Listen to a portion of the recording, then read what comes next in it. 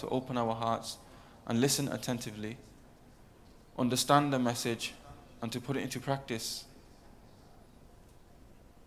and inshallah convey it to others. So a naat will be played, and thereafter the bayan will begin, inshallah.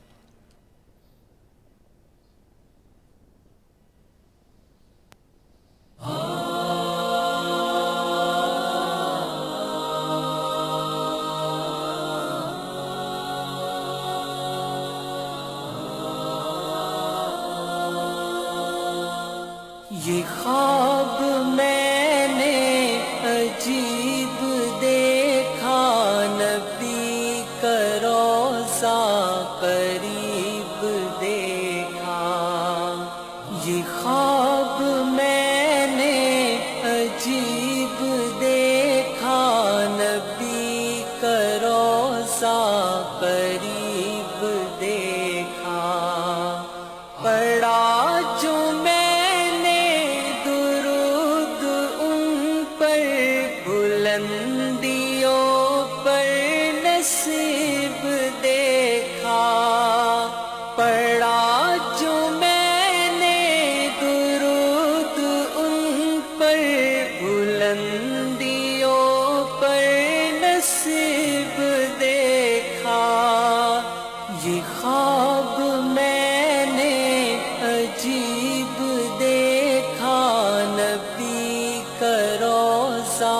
قریب دیکھا. کھڑے تھے در پر ادب سے سب ہی، امیر دیکھا غریب دیکھا. نہ کوئی مسلک نہ کوئی فرقہ، نہ کوئی ہم نے رقیب دیکھا. یہ خواب میں نے عجیب دیکھا، نبی کا روضہ قریب دیکھا. پڑھا جو میں نے درود ان پر، بلندیوں پر نصیب دیکھا. یہ خواب میں نے عجیب دیکھا، نبی کا روضہ قریب دیکھا.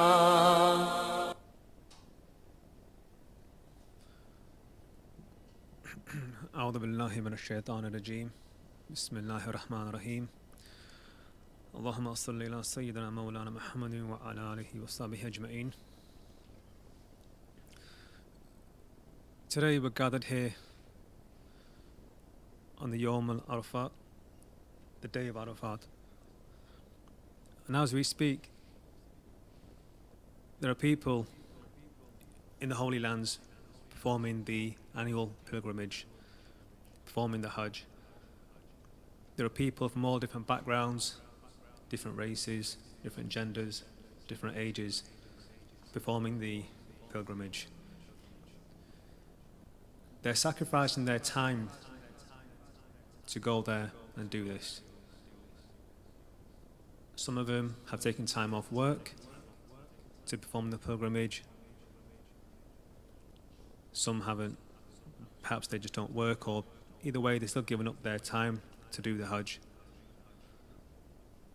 They're sacrificing their energy to worship Allah Ta'ala and to please Him. Some people are healthy, some people maybe not so much. Nevertheless, they are sacrificing the energy that they have to please Allah Ta'ala by worshipping Him. They're sacrificing their money, often thousands and thousands of pounds, for which they've probably saved up for a long time.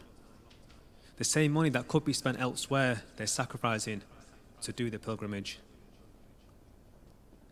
The rest of us were not able to do the pilgrimage this year, perhaps next year, perhaps in the future, inshallah. So what can we sacrifice? Now, we know the qurbani, we know the sacrifice of animals, and perhaps we've sacrificed a small animal, a large animal, even a portion Some of them can't even do that for any genuine reason, but that's their business. But what is sacrifice? Well, in Arabic, there's only one word for sacrifice, and that actually pertains to the sacrifice of animals. And that makes sense because really humans are part animal as well. We have the nafs. We have to sacrifice our nafs at times. Now, for those of you fasting today or have fasted in the past, you know what it's like to sacrifice your base desires, to sacrifice not being able to eat or drink when you wish, to not perform your sexual relations with your partner when you wish. Things that are normally lawful are now unlawful during the daylight hours. So, in the Arabic language, like I said, the word for sacrifice pertains to the sacrifice of the animals, which we can also sacrifice our nafs when needed. But because this discourse is in English, it would only make sense for me to look at the English word sacrifice and break that down for us to understand better. You see, the English word sacrifice comes from two root Latin words, sacris and facere, which when combined it means to make sacred the mundane. And we as humans, we are here to make the world sacred. Allah Ta'ala says in the Holy Quran, say, indeed my prayer, my rites of sacrifice, my living and my dying are for Allah, Lord of the worlds. I'll say that again. Allah Ta'ala says in the Holy Quran, say indeed my prayer, my rites of sacrifice, my living and my dying are for Allah, Lord of the worlds. So, 4 things mentioned here are all for the pleasure of Allah Ta'ala, purely for His sake and nobody else. So in English, like I said, sacrifice means really to make something sacred. Now, I'm going to need a few suggestions here. Can anyone suggest what can we make sacred in our daily lives? Anyone put their hand up, please? Yes. Time, thank you. That's a very good answer. Another one, please. You don't have to be specific. Time was a fantastic answer. Something like time. Anything else we can make sacred? Yes. Family. Okay, yeah. Family relations. True. Who can go beyond family? Because family is valid, but there's something else. Yes. Our actions. Very true. So we've had family, we've had time, actions. How about our energy? How about our money? These are just some of the things that we'll be delving into a bit more deeply. Something to bear in mind. You see, unfortunately, in this day and age, people are losing the value of sanctity. Whereas the ancients really cherish sanctity. Not just in Islam, even outside of Islam, in foreign civilizations. I'll give you an example. In North America, in Arizona, there's a place called Shama Canyon. And a group of anthropologists went over to study this place because they saw in this canyon there were rocks, and in the rocks there were hieroglyphs. And they couldn't understand, with all their PhDs, with all their knowledge, they couldn't understand what were they trying to show. So they went to the local natives and they went to this Hopi Indian and they asked him in an interview, what were the ancients trying to do when they did this on the rocks? Why are these rocks in such a formation? What did he say? He said the ancient people used to look up to the heavens and they saw perfect order. And they want to bring that order back down to earth. This is what they understood. So they looked up at the stars, they saw heaven, they saw perfection, they saw order from Allah Ta'ala. They want to bring that back down to the earth.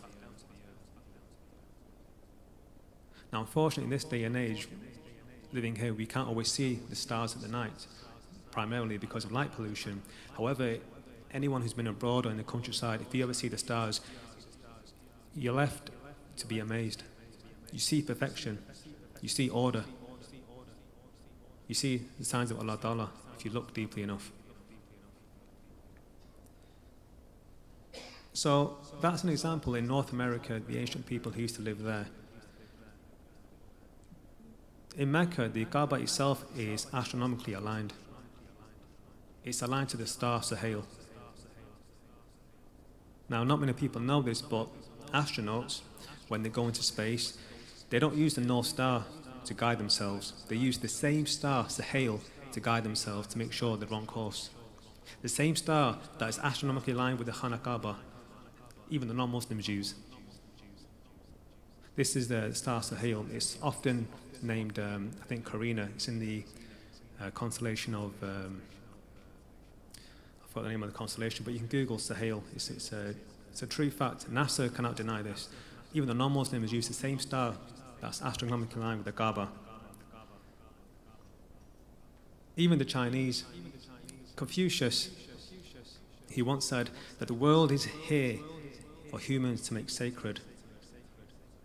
The world is here for humans to make sacred from above. As above, so below. You see, Confucius had some wisdom. He saw above, he saw perfection, he saw order from God. And these are people, they believe in God, they believe in death, they believe in the last day. And he said, the world is here to make sacred. As above, so below. And one of the great Chinese scholars of Islam, he once wrote a seerah. And he also mentioned at the time in that particular dynasty, the emperor sent a delegation of Chinese to Medina Sharif. And this delegation, they actually met Sayyidina Umar radiallahu ta'ala anhu. They met him. What did he say to the delegation? He said, go back to your emperor, tell him a new mandate from heaven has come to the earth, and it's time to realign yourself to this mandate. Now, of course, we know he's referring to our beloved master, our Nabi sallallahu alaihi wasallam. He brought the mandate down from heaven to earth. And if we live our lives according to that mandate, according to the sacred law, we know there will be peace, there will be prosperity, there will be sakina, there will be prosper in our lands. But as soon as we go away from this, this is why you get chaos. This is why there's disruption in the world. This is why there's disorder. So the ancients had a good understanding of God, the understanding of death and the last day, etc. Now, our people, the ancients of our people, the Muslims, you can see their works in the pottery that is preserved in the museums. You can see some of their vessels that they drank from, how sacred they were, because they are now sold in the auctions of the world for tens of thousands of pounds. The same vessels that our ancients drank from, they made sacred because when they eat the food, they bless their food. When they finish their food, they blessed it. They said, Alhamdulillah. Their clothes can be found in the museums of the world because they made it sacred. If you read the books they copied, some of the Masahif they copied, it will make you weep because they understood the value of the Holy Quran. They took it seriously. Every time they read it, they meant it. It's worth looking into these things. If you ever go to the British Museum, there are copies there. I highly recommend you have a look at these things. If you want to understand what sanctity is and how they made mundane things like a bowl, how they made that sacred. Now, moving to our times, 2017, I want to begin with a sports metaphor, primarily baseball. Now, I don't know if anyone's seen baseball before, but I used to watch it as a kid. And in baseball, there's a thing called the sacrificial bunt. What that means is, if someone's going to bat, he would deliberately get himself out to allow his fellow to progress. A sacrificial bunt in baseball, and this is baseball, something so simple, something so irrelevant almost, that even there they understand the value of sacrifice.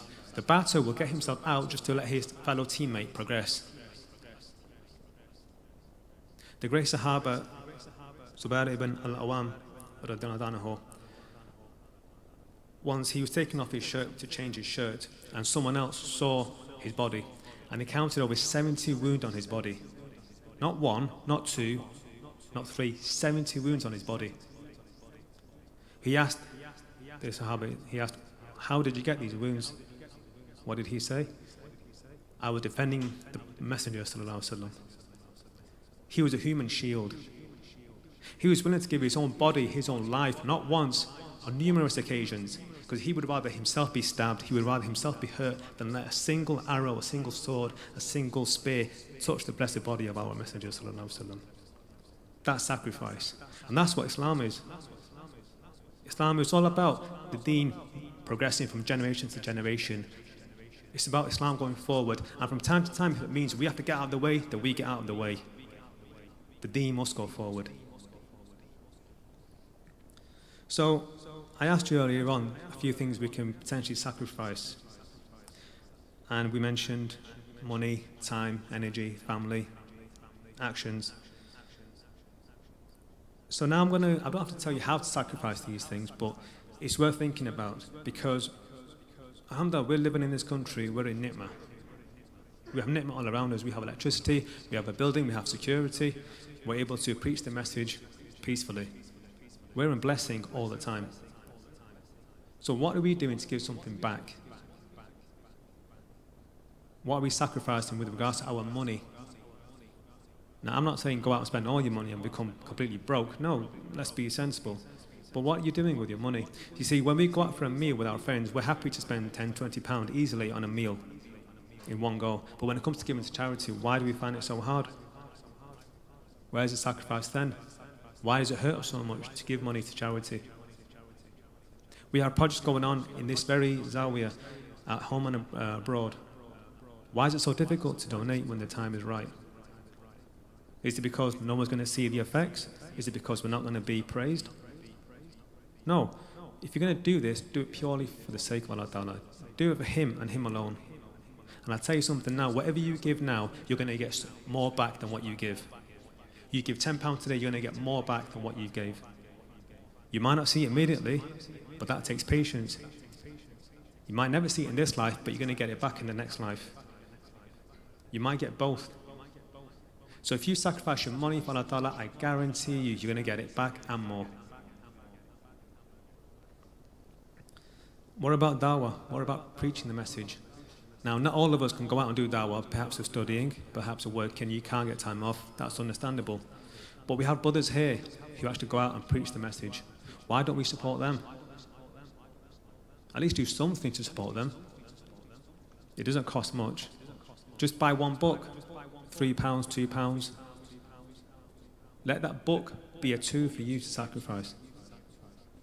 Now, I don't know if anyone here knows the cumulative effect. The cumulative effect means, for example, if I buy one book for £3, okay, and I sacrifice the £3 for this book, and I give it to someone as charity, then let's say that person benefits from the book. Every time he benefits, I benefit. Every time he gets a reward, I get a reward. Now imagine that same person gives that book to someone else. So now 2 people are benefiting, and you're getting 3 times the reward, potentially. This is what the cumulative effect is. And that carries on and on and on, it never ends. And that's only going to benefit you. You spent £3, what £3 to us? Okay, let's say you can't even give £3, let's see if you can give 50 pence. Give some pennies, anything. Pennies make pounds at the end of the day. That's what the English say. Give a few pennies, pennies make pounds. So don't underestimate the value of charity. Even if it's a few pounds, fine, give it. But do something though. Don't be completely stingy and be a miser and never donate. You see, the reason why I mention when people go out to get something to eat and they spend £10, £20 easily, because when it comes to food, when it comes to, let's say, for example, a diet, let's say your diet thing, you want to lose weight, the only sacrifice some people make is when it comes to food. Instead of ordering a double chicken burger, they order a single. Instead of ordering a regular milkshake, a large milkshake, they get a regular milkshake. That's the sacrifice they know for some people. That's all they know. So you need to really think a bit more about where's your money going and how you benefit from it. Because you might be earning lawfully, you might be spending lawfully. That's good. That's a great start. But go further. Don't settle for that. Don't rest on your laurels. Don't be static in your spending. Think. Think, how can my money benefit me? How can I maximize the money I have to benefit me? What about energy? Now, in this room, there are people of different ages, different abilities, but we all have the energy to worship, we have the energy to travel, work, etc., and do as we wish. But why is it when it comes to prayer, when it comes to worship, especially supererogatory worship, why is it so difficult to perform them? I know previously Ustaad mentioned, he gave a very good example. He said there are people in the gym lifting weights, bench pressing, these bodybuilders, power lifters. They can bench 100 kilograms or 50 kilograms. But when it comes to the Fajr time, they can't even lift the duvet off the chest. Where's the strength come then? Why is that so difficult? So when it comes to the prayers and the extra worship you're going to be doing, for example, after this discourse, we know it takes energy, it takes himmah, it takes effort. Now, where I work in the school, we have the Friday prayer, we have the Jummah prayer. Now, it's really fascinating watching some kids sometimes because I learn so much from them. Because we know, like now, it's some holidays for the kids. They're going to go to the Friday prayer, perhaps because their parents make them. But in school, the parents aren't there. Yet there are still kids who will sacrifice their entire lunch for the Jummah prayer. And it puts people to me like shame. Because these are kids, we're talking 11-year-olds, 12-year-olds, giving up their entire lunch just to pray. And they might not even get a lunch. They go for the Jummah prayer and they go straight away to the next lesson.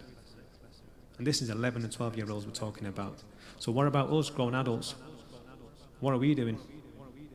Where's our progress? Because my Ustaad Qais, he always tells us, he says, if your prayer is the same now as it was 20 years ago, where's the progress? And I'm not just talking about quantity, I'm talking quality. If you approach the prayer the same way you were doing it 10 years ago, 15, 20 years ago, if your state of mind is the same in your prayer as it was then, where's the progress? Because time's running out. We're all heading towards our graves. Where's the progress? If you're doing the same amount of prayer as you're doing now as you were back then, where's the progress? Now, only you know how much you pray. That's not my business. It's no one's business. If you struggle to read the 5 daily prayers, if you, let's say, just read the one prayer a week, the Friday prayer, be honest with yourself. At least try to read something more. At least try to read one extra prayer. If you have to take baby steps, make some progress, sacrifice something extra for Allah Ta'ala. If you read the 5 daily prayers, perhaps try to read the Hajj prayer.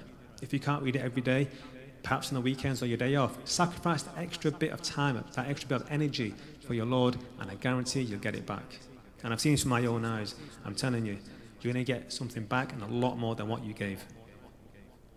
So if you can't afford to do anything, give your time.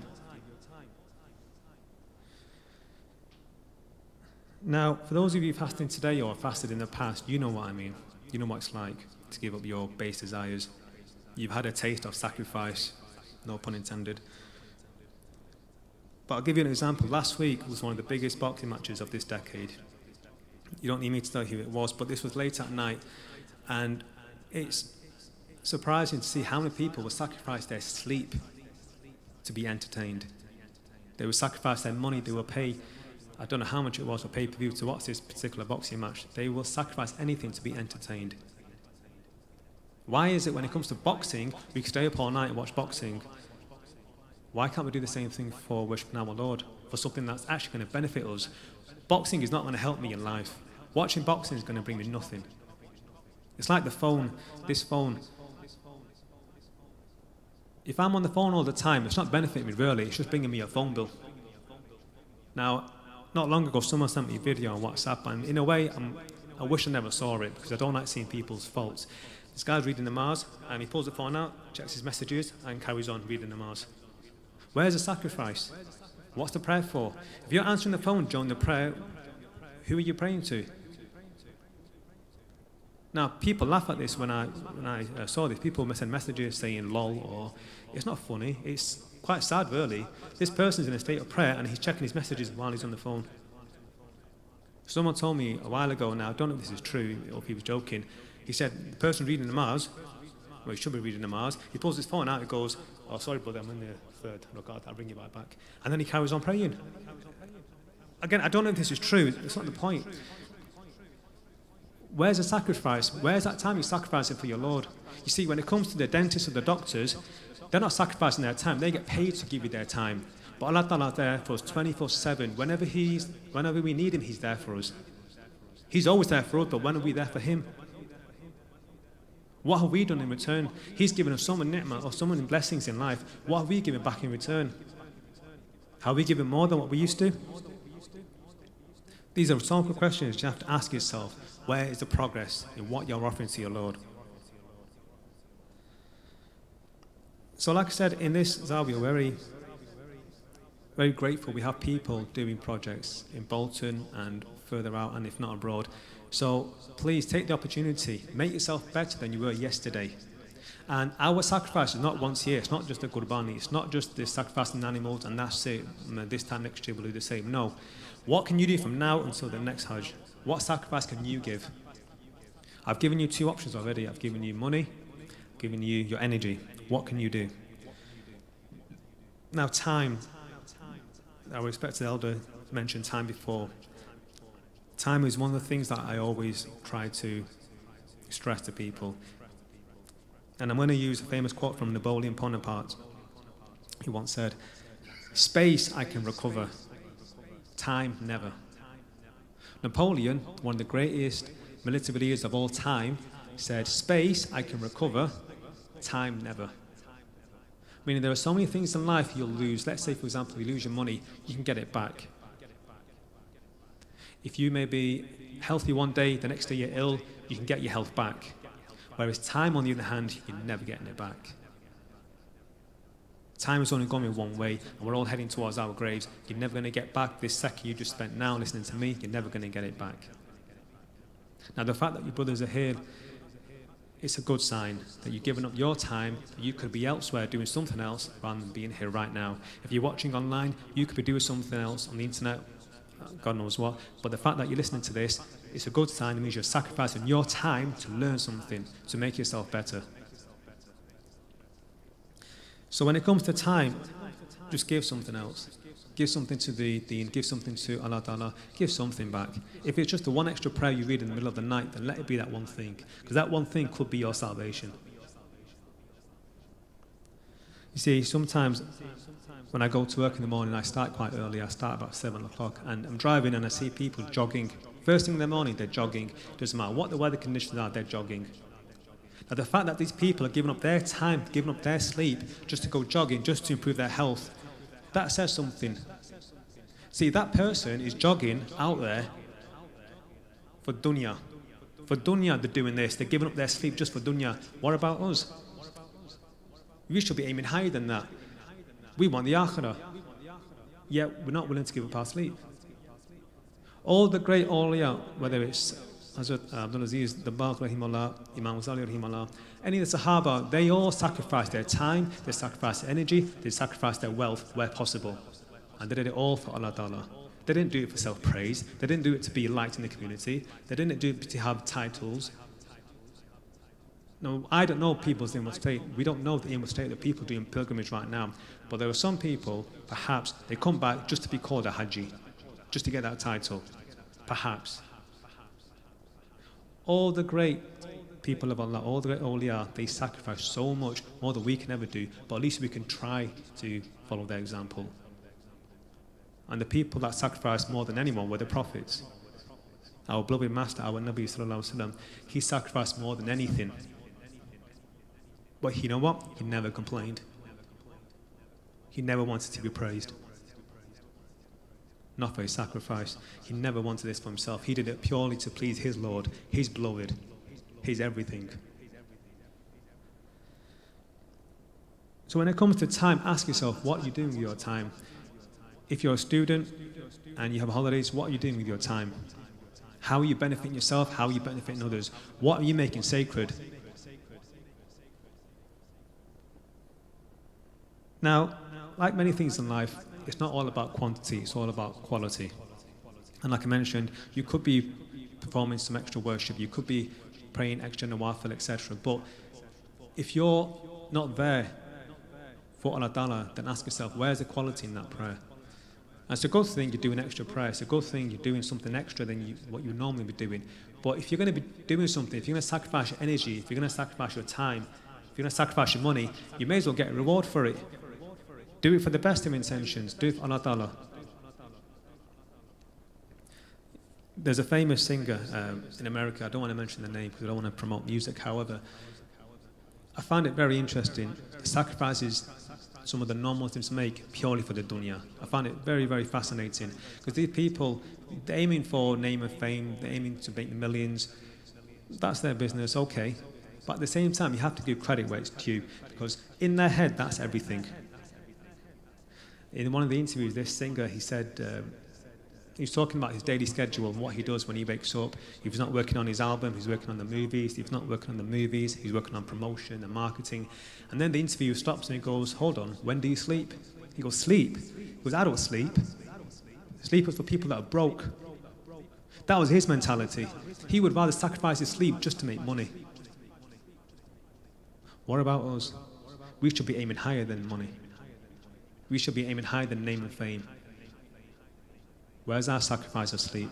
There's another singer, again, I don't want to mention the name. She once worked for 2 days straight, but she forgot to eat. She was that busy working. She forgot to eat. This is their dedication to the dunya. Where's our dedication for the akhirah? Where's our sacrifice? Yes, we're fasting perhaps today and we're doing Ramadan. That's good. But if you want to make progress, you need to start going the extra mile. You have a choice. You could perhaps fast on the Monday or the Thursday, if not both. The choices are there. It's entirely up to you. What do you want to do with your time? You see, once you get into the routine of sacrificing something for Allah Ta'ala, whether it's money, time, wealth, etc., as Hazrat Jalaluddin Rumi says, you get to the point where in the law of love, everything is offered as sacrifice. Once you get into the habit of sacrificing something for your Lord, you get to the point where everything is sacrifice. All the great science, all the great masters of self-purification, they talk about this in their books. Imam Skandari said, all the awliya, all the sahaba, all the tabi'in, they didn't work for the world. They didn't work necessarily to make money. Yes, they made money as a result, but they worked purely for Allah Ta'ala, to gain His pleasure. So on the surface of things, it looked like they were performing business, which they were doing transactions, but their sole intention was to please their Lord. As I quoted this Quranic ayat earlier on, everything for them was a sacrifice. Every single breath they uttered was a sacrifice, because it was sincere advice. They were pure people walking around, purified people. If you want to get to that stage, and you haven't already started, I highly recommend the course of self-purification we have at the Zawiyah. If you're doing it, fantastic, keep going. But anyone who's done the course, you know what I'm talking about. You know what it's like to sacrifice the sins of the eye. You know what it's like to sacrifice the sins of the ears, etc. All the 7 organs you have to sacrifice. So ask yourself now, what have you been doing for the last year? What have you sacrificed? What have you made sacred? Have you made your money sacred? Have you made your time sacred? Have you made your energy sacred? If not, set yourself some realistic targets. Don't say, well, this time next year I'll do my Qurbani. No. Until then, sacrifice something extra. Give something back. Give something back to your Lord, whether it's through giving something back to your community or to the people or to the Zawiyah. Do something. Don't be static. You see, in education these days, the government keeps going on about, it's not necessarily about grades as such, it's all about how much progress you've made as a student. So when someone comes into high school at year 7 and they leave at year 11, where's the progress? That's all they care about, progress. And it's the new thing now with the new syllabus. But really, life's like that as well. I think it was Muhammad Ali once said something along the lines of, if you're the same person you are at 60, if you're the same person you were at 60, then you were at 30, then you wasted 30 years. Again, where's the progress? We're not getting any younger. Time's going. We're all going towards our grave. Where's the progress? And only you can answer that, yes, answer that yourself. So, in summary, let's just wrap up by discussing quickly what can we do. First of all, take baby steps if needed. Do something small, and then slowly that something small can become something big. What do I mean by that? If you want to wake up in the middle of the night and read 2 extra nawafil, fine, do it. Keep doing it. And watch, that will become easy for you. Then you want to challenge yourself and do something more. Because at everyone here, there was some point in our life where we struggled to wake up for Fajr. Be honest with yourself, we struggled to wake up for Fajr. Regardless of our age, there was a point where we struggled. But you know yourself, once you keep doing it, it becomes easy. Then it's like, what next? What else can I do for my Lord? So, let's be people of progress. Let's sacrifice what we can And let's mean what we do. So going back to the Quranic ayat that I started off with, Allah Ta'ala said, say indeed my prayer, my rites of sacrifice, my living and my dying are for Allah Ta'ala, Lord of the worlds. So now let's pray to Allah Ta'ala that our entire lives are a sacrifice for His pleasure and His pleasure alone, for nothing else. If I've said anything that has benefited you or has helped you, then all praise is due to Allah. Only the mistakes have been mine. Subhanaka wa bihamdika ashhadu an la ilaha illa anta astaghfiruka wa atubu ilayk.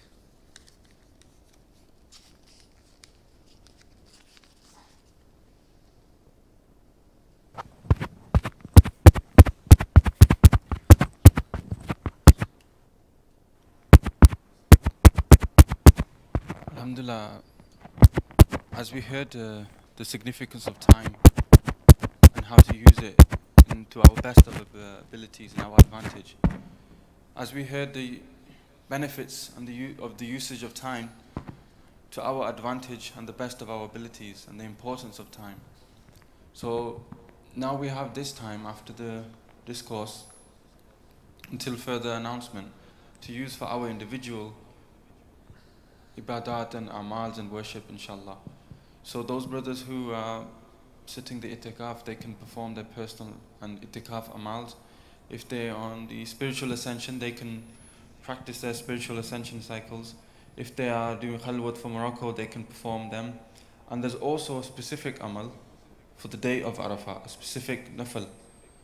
And brothers can ask and how that is performed, and it's mentioned in the PDF also available, or we can send it on WhatsApp or ask some of the brothers on how they can perform this. So there's 4 rakat nafal in a certain method to pray on this blessed day.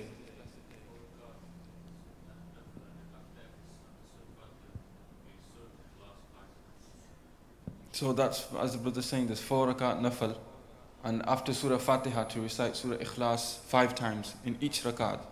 So first rakat Surah Fatiha, and then Surah Ikhlas 5 times. Second rakat in this method as well, 5 times Surah Ikhlas after Fatiha. Third rakat and fourth rakat. And inshallah there's great fazilat. A person gets the reward and partake some of the rewards of the people of Hajj and of Arafat. And then there's other ibadat. So the whole day should be used in this, as you can also participate. Like it was said in the discourse, a person can recover time, space, but not time. So even if a person is here in Bolton or England, they can still benefit. Allah subhanahu wa ta'ala is still Allah, wherever a person is. And the forgiveness and mercy of Allah is still descending. And always will be, and always it is.